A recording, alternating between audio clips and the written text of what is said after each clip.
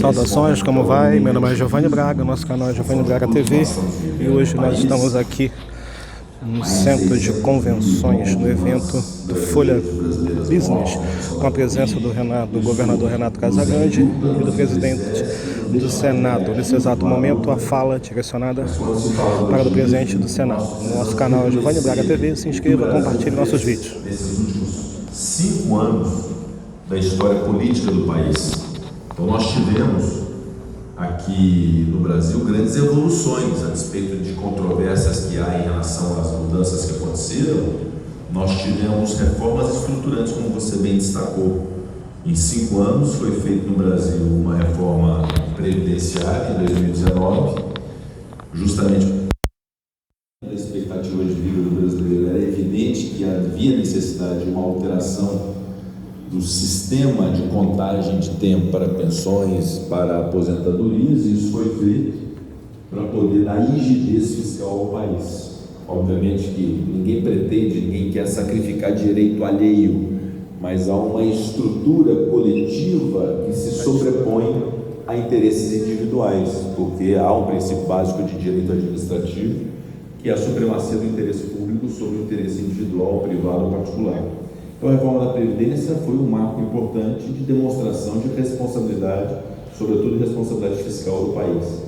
Aliada a ela, e anos antes, uma reforma trabalhista. Apesar de toda a polêmica dela travada, houve uma mudança de conceito do trabalho no Brasil, ou seja, uma matriz altamente dependente da relação empregatícia de CLT, acabou migrando um tanto para a relação de trabalho, de liberdade entre as pessoas, de definição da forma como vai trabalhar. Então, a reforma trabalhista, com a lei de terceirização que se somou ou que se somaram à reforma previdenciária anos depois, foram demonstrações de responsabilidade da política nacional, em especial do Congresso Nacional, daquela legislatura e desta legislatura, que permitiram que houvesse essas transformações no Brasil. Mas não parou por aí. Nós tivemos o teto de gastos públicos, essa responsabilidade fiscal, que é coisa de país sério. Um país sério não pode pretender gastar mais do que arrecada, ou ter uma gastança desenfreada sem critérios. E houve, então, se estipulou o teto de gastos, que em algum momento, tomara a Deus, que nós tenhamos que rediscuti-lo, porque nós pretendemos arrecadar mais, pretendemos ter mais fatos geradores, pretendemos o progresso do país, a evolução da riqueza nacional. Em algum momento podemos pensar em flexibilizar para ter investimentos, para ter a interiorização e a integração que o cheque iniciou e que de algum modo nós estagnamos ao longo do tempo. Óbvio que a gente pretende isso, mas neste momento, nessa quadra histórica do Brasil, o teto de gastos e a responsabilidade fiscal são fundamentais para poder dar ao Brasil condições de crescimento e de progresso.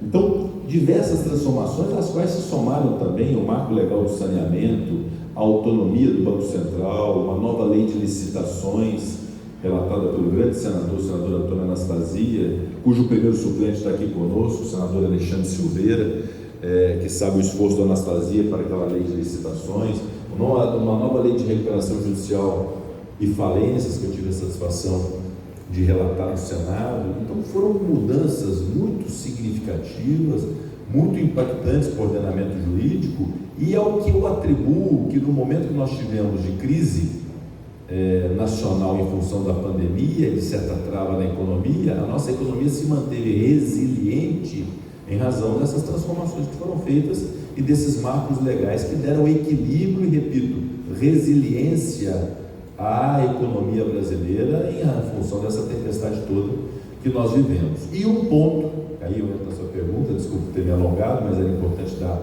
essa introdução.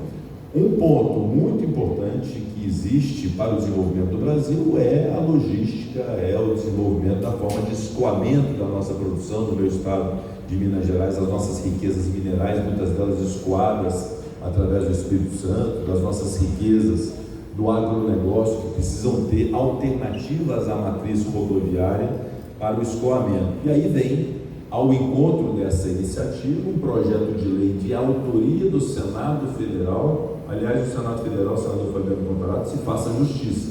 É a casa que protagonizou o Programa Nacional de Apoio às Pequenas e Microempresas, o auxílio emergencial, a PEC emergencial, que é do Senado, a lei das vacinas, que o senhor tanto ajudou também para poder permitir a compra das vacinas, mas projetos gestados no Senado Federal que concretizaram pontos importantes do país.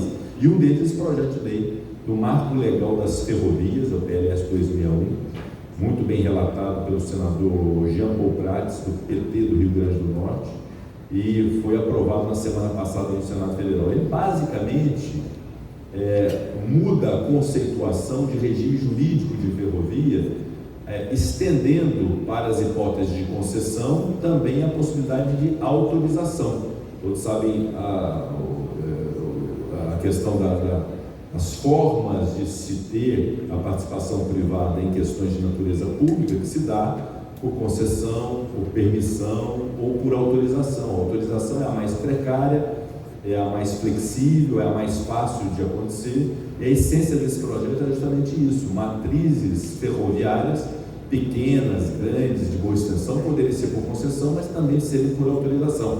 Isso dará um grande estímulo ao investimento logístico no Brasil.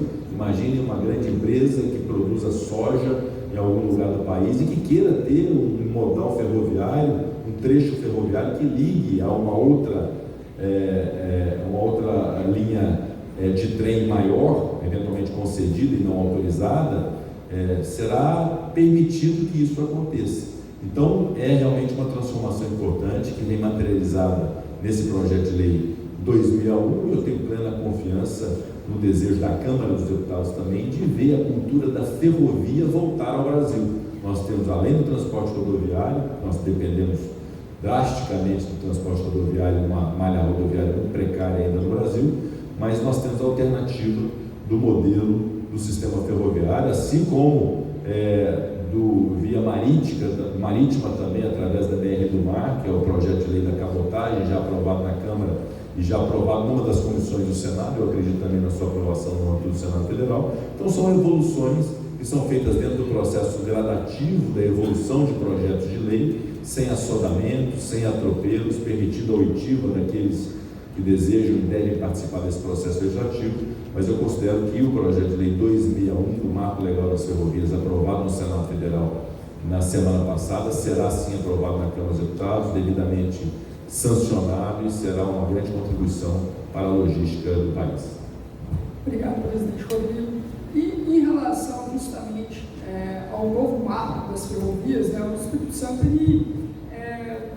gente costuma dizer que ele está posicionado dentro de uma locomotiva que é o Brasil, né? Então, por mais que ele esteja bem posicionado nessa locomotiva, ele depende justamente de aprovações desses marcos nacionais até para a gente ser beneficiado, né, governador? E aí, trazendo para cá, já na expectativa da aprovação e sanção do novo marco das ferrovias, nós temos aí diversos pedidos foram feitos já de autorização de empresas interessadas em investir em novas linhas férreas. E uma delas seria a interligação, a estrada JK, como comentado aqui, seria a interligação de Brasília e o Espírito Santo. Queria que você comentasse sobre esse projeto, governador. Obrigado, Luan. Quero comentar com vocês. Bom dia, senhoras e senhores. Obrigado, presidente Rodrigo Pacheco, por estar aqui conosco. O Rodrigo tem sido um aliado importante, articulando, nos ouvindo nas pautas de interesse do Estado do Espírito Santo. Então, eu quero pedir aqui uma homenagem ao Rodrigo, que tem sido parceiro, e vale a pena a gente homenageá-lo, porque o equilíbrio dele, a ponderação, tá certo? É isso que a gente precisa nesse país, tá certo? E é bom a gente poder olhar para o presidente do Senado e sentir que ali tem responsabilidade, ali tem equilíbrio, ali tem discernimento, ali tem diálogo. Tá? Nós precisamos disso para continuar animado com o Brasil, tá certo? E quero também comentar o senador Fabiano Contarato, agradecer pelo trabalho, pelo apoio que tem dado para nós, o governo do Estado do Espírito Santo lá no Senado. Da mesma forma, o deputado Felipe Rigoni, que é parceiro e amigo, né, das nossas pautas. Obrigado a vocês dois parlamentares. Senador Ricardo Ferraz, que está aqui, eu também quero cumprimentá-lo.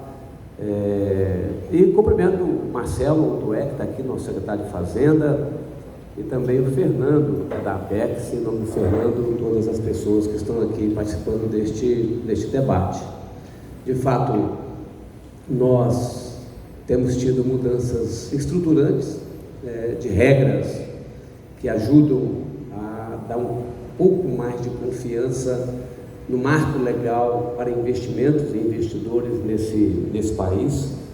O novo marco ferroviário aprovado no Senado, nós acompanhamos, é uma boa regra, desburocratiza, através de autorização você pode fazer investimentos, e a gente tem que dar oportunidade ao setor privado que tem capacidade de investir, de fazer investimentos. Isso é uma diretriz fundamental para que possa destravar investimentos, especialmente num país que não tem dinheiro, né, público para fazer investimento. Então nós precisamos de ter a capacidade, Gabriel, está aqui nosso subsecretário, de ter as empresas fazendo investimentos, prestando serviços, né, e ajudando no desenvolvimento.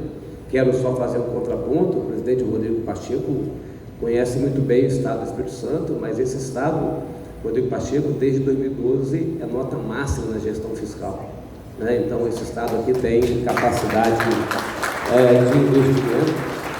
Esse é o único estado do Brasil que tem um fundo soberano. Hoje nós temos, desde 2019, um fundo soberano, passou a ser alimentado em 2020, mas nós já temos hoje 630 milhões de reais no fundo. Parte desse fundo é poupança intergeracional, e parte desse fundo estamos selecionando agora, esse mês agora, a gente conclui a seleção de uma empresa gestora de fundo de participação e investimento para poder usar parte desse dinheiro, de 60% a 80% desse recurso, para a gente poder atrair empreendimentos para o estado do Espírito Santo. Então nós temos aqui uma cultura de gestão fiscal e de responsabilidade, uma visão. Com esse fundo soberano, é um recurso que poderia estar sendo utilizado agora no meu governo, é uma visão de médio e de longo prazo, um recurso que eu não usarei, um recurso que ficará, né, para a população capixaba como lastro de confiança, né, para que a gente nunca corra o risco de ter um estado desorganizado, desequilibrado. Então, um recurso que a gente está aportando para poder atrair mais investimento, e uma parte desse recurso começou com 40%, a partir de 2026, 20%, uma poupança intergeracional. As próximas, daqui a 30 anos, as pessoas decidem o que fazer com esse dinheiro, tá certo?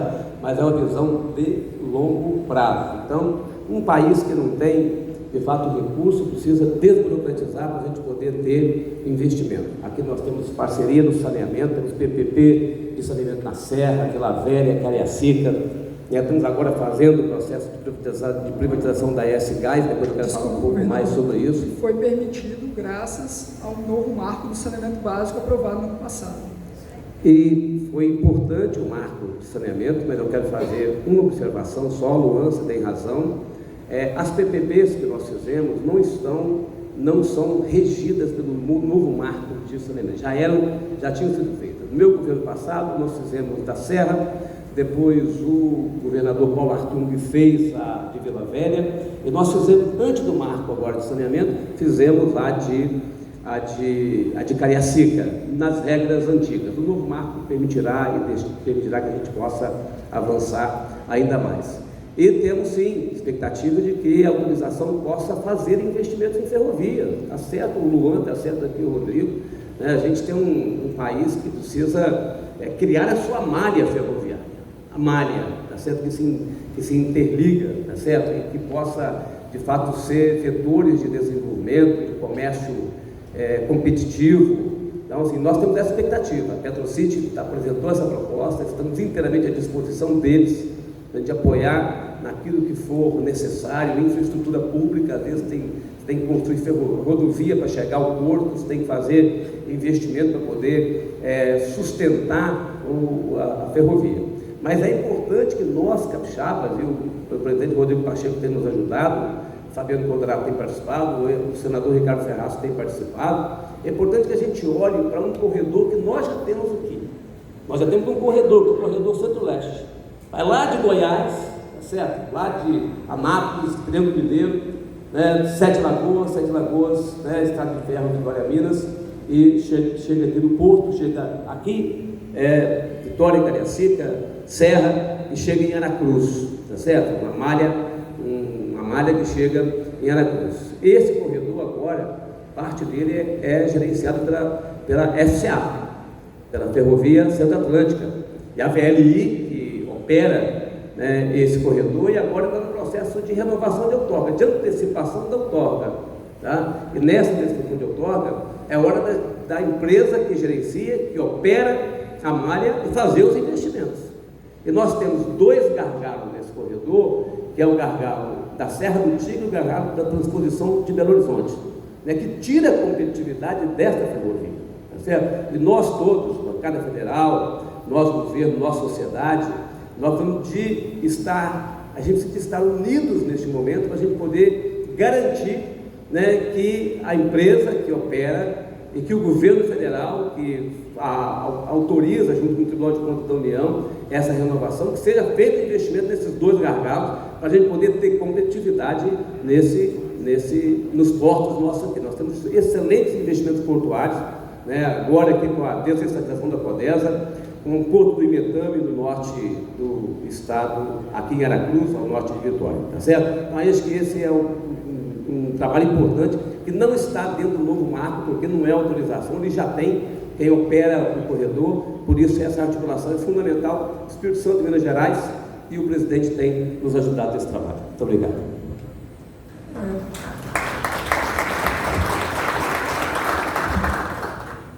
Presidente, governador, por mais que o tema do evento seja Buy Brasil, é otimismo, por mais otimista que você seja, ninguém dirige numa estrada, numa rodovia, por melhores condições que ela esteja, iluminação, estrada, ninguém dirige de olho fechado, né? Então a gente sempre está de olho aí em possíveis riscos e também nas oportunidades, né? E aí, em relação a isso, a gente tem a tramitação do imposto de renda, né? Das mudanças do imposto de renda e recriação de dividendos, que é um projeto que tem gerado muita controvérsia, não só no setor privado, mas também no setor público, alguns estados se posicionando de forma contrária. O projeto já foi aprovado na Câmara, está tramitando agora na Comissão de Assuntos Econômicos, né, o Ângelo Coronel conduzindo os trabalhos, né, a relatoria. Queria que você comentasse um pouco como está essa questão, porque o senhor também vem de família empresária, né? E se a gente tiver uma mudança tributária tão perto do final do ano, ela já vai no ano que vem. Então, queria que você comentasse um pouco sobre as expectativas em relação a isso. E ontem também, o senhor deu declaração, conversou com o Davi Alcolumbre sobre a PEC 110, né, que seria uma proposta de reforma tributária diferente. Eu queria que você comentasse sobre esses 2 pontos com a gente. Ontem me perguntaram no evento no qual eu participei sobre o momento da reforma tributária. A pergunta foi muito objetiva, no sentido, olha, é hora de fazer reforma tributária no Brasil, né? Um ano pré-eleitoral, no final de um ano pré-eleitoral, com todas as dificuldades que nós temos em função da pandemia. E eu tive que reconhecer, e reconheço aqui publicamente, que de fato não é o cenário ideal. O ideal de uma reforma dessa natureza é sempre no início de uma legislatura, com uma Câmara e um Senado revigorados, não só nos seus quadros, mas revigorados mesmo logo após uma eleição, com um governo novo, que tem um planejamento para o Brasil. É evidente que uma reforma dessa natureza, pela complexidade que ela traz, porque é disparadamente a reforma que gera mais controvérsias, porque ela não une, né, a discussão, há uma disputa de estados com a União, de estados com municípios, de municípios com a União, com o Distrito Federal. No setor produtivo também não há convergência, porque a indústria pensa de uma forma, o agronegócio de outra, o setor de serviços de outra forma, e o público e o privado sempre disputando por uma questão básica. O privado não aceita pagar mais tributo e o Estado, lato sensu, não deseja arrecadar menos. Então não é uma tarefa fácil, é uma reforma complexa e difícil. Dada essa complexidade, há, por outro lado, uma convergência absoluta de nós todos aqui, de que o sistema tributário no Brasil é ruim, que ele precisa ser mudado, porque ele é complexo, ele é burocrático, ele gera insegurança jurídica, ele tem uma série de brechas que permitem que o Poder Judiciário e o Poder Executivo, através das receitas federais, gerem também essa instabilidade normativa de interpretação sobre fatos geradores, sobre base de cálculo, sobre incidência ou não tributária, sobre substituição tributária. Então é tudo muito complexo e isso tudo nos converge. Então, se há uma convergência entre nós de que o sistema é ruim, nós temos que buscar mudar. Então, eu acho que a mudança tributária, a reforma tributária é um consenso, todo mundo quer que faça. Agora, de fato, o momento é um momento delicado, é um momento difícil, há propostas diversas em razão de todas essas controvérsias. O que nós temos na mesa hoje discutindo sobre reforma tributária? O governo federal, através do Ministério da Economia, fez uma opção de se fazer mudanças tributárias a partir de projetos de lei e encaminhou esses projetos de lei ao Congresso Nacional. Esses projetos de lei, por serem do Executivo, iniciam-se na Câmara dos Deputados e a Câmara dos Deputados tem tratado desses projetos do Ministério da Economia referentes àquilo que o Ministério da Economia pensa como mudança tributária. Então, há lá um projeto desde 2019, 2020, referente à unificação do PIS e COFINS, criando-se a CBS, Contribuição sobre Bens e Serviços, no projeto de lei. O segundo projeto, que foi encaminhado pelo Executivo, que é esse do projeto da reforma do Imposto de Renda, foi aprovado pela Câmara dos Deputados e está no Senado Federal hoje. O que traz esse projeto? É uma mudança do Imposto de Renda, e só do Imposto de Renda, com uma elevação da incidência de 1.900 para 2.500 da isenção de pessoas físicas, uma ligeira redução da carga tributária referente a pessoas jurídicas e com a incidência de algo que havia sido abolido na década de 90, que é a tributação sobre a distribuição de lucros e dividendos. Essencialmente é esta a proposta. Há, obviamente, uma série de setores, como por exemplo, o escritório de advocacia, o escritório de arquitetura, o escritório de contabilidade, uma clínica, obviamente que vai ter, além de toda a carga tributária que já tem, terá mais 15% da distribuição do lucro para as pessoas físicas que sejam delas sócios. Obviamente que é só uma incidência tributária, mas é uma discussão, é justo ou não se ter a tributação de dividendos no Brasil? Essa é a discussão que está permeando esse projeto. A Câmara dos Deputados fez uma opção de aprová-lo, e só este fato, a aprovação que houve lá, já merece, obviamente, toda a nossa atenção e consideração, porque a Câmara dos Deputados é uma casa respeitadíssima e respeitada pelo Senado Federal. Então, nós estamos dando o trato devido a esse projeto do Imposto de Renda, encaminhamos à Comissão de Assuntos Econômicos, há um relator designado, o senador Ângelo Coronel, e Coronel não é patente, é o nome mesmo, né? O Ângelo Coronel, das estados da Bahia, e o Coronel está tratando do Imposto de Renda. Eu sei que ontem ele estava em São Paulo, fez uma série de reuniões com diversos setores para poder amadurecer o texto, e eu acredito que possa ser apreciado pelo Senado Federal. Se vai ser aprovado ou não vai depender ainda do trabalho do relator, da discussão na Comissão de Assuntos Econômicos, nas muitas audiências públicas ali. Além da CBS, desse projeto que ainda não foi votado na Câmara, e do Imposto de Renda já votado na Câmara e no Senado, compartilhe nossos vídeos, se inscreva no canal. Meu nome é Giovanni Braga, diretamente do Centro de Convenções, no evento da Folha Business, com a presença do presidente do Senado e do governador do Estado do Espírito Santo. Obrigado, até mais ver. Compartilhe nossos vídeos.